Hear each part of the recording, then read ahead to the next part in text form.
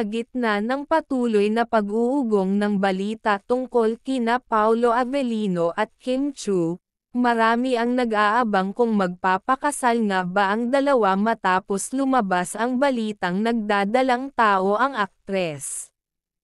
Matapos ang matagal na pananahimik, sa wakas ay nagsalita na si Paolo Avellino upang bigyang linaw ang isyu.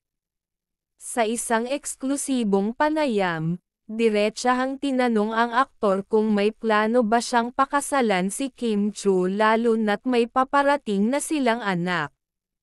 Sa halip na direktang sagutin ang tanong, idiniin ni Paolo na ang kasalukuyang focus niya ay ang kanilang magiging anak at kung paano nila haharapin ng maayos ang sitwasyon.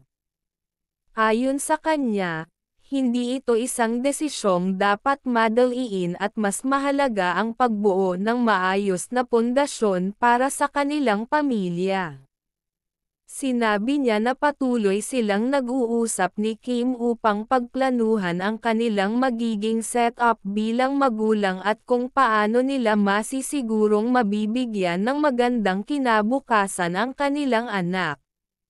Dahil sa kanyang naging pahayag, marami ang nadismaya dahil hindi nito diretsahang sinagot kung may balak nga ba siyang pakasalan si Kim Chiu.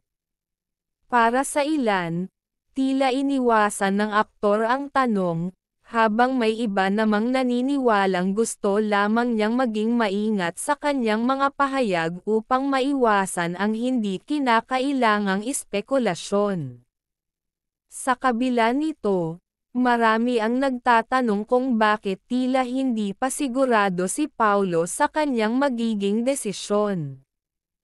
Ilan sa mga tagahanga ni Kim Chiu ang nagsabing dapat maging malinaw na si Paolo sa kanyang plano lalo na't hindi na lamang ito simpleng usapin ng relasyon kundi may sangkot na silang responsibilidad bilang mga magulang. Sa kabila ng hindi malinaw na sagot mula kay Paolo, mas lalong naging palaisipan sa publiko ang cryptic post ni Kim Chiu sa kanyang social media. Sa kanyang Instagram story, nagbahagi ang aktres ng isang quote na nagsasabing, "Some things are meant to be, and some things are just lessons." Dahil dito, maraming netizens ang nagtanong kung ito ba ay may kaugnayan sa kasalukuyang sitwasyon nila ni Paolo. Ilan ang nagsasabing maaaring may hindi pagkakaunawaan sa pagitan ng dalawa at maaaring hindi na umaasa si Kim na matutuloy pa ang kasal.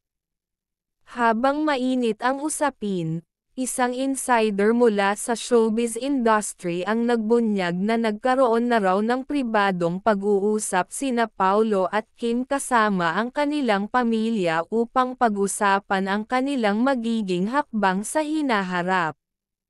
Ayon sa source, hindi lamang ito tungkol sa kasal kundi pati na rin sa co-parenting arrangement at kung paano nila babalansehin ang kanilang personal na buhay at mga karera. Samantala, isang bagong balita rin ang lumutang na tila may legal consultations na nagaganap sa pagitan ng dalawang kampo. Ayon sa isang ulat, pinag-uusapan na raw ang posibleng co-parenting agreement na magsisiguro ng maayos na responsibilidad ng parehong panig para sa kanilang anak. Bukod dito, tila may kasunduan din ukol sa privacy at kung paano nila mapoprotektahan ang bata mula sa labis na exposure sa media. Habang patuloy na umuusad ang isyu, mas lalong lumalakas ang mga tanong mula sa publiko. May ilan ang nagsasabing kung talagang seryoso si Paolo kay Kim, hindi na dapat ito nag-aalinlangan pa sa desisyon na pakasalan ang aktres. May ilan naman ang nagtuturo na maaaring hindi pa handa ang aktor sa ganitong uri ng commitment kaya't mas pinipili nitong unahin ang pagiging responsableng ama bago ang usaping kasal.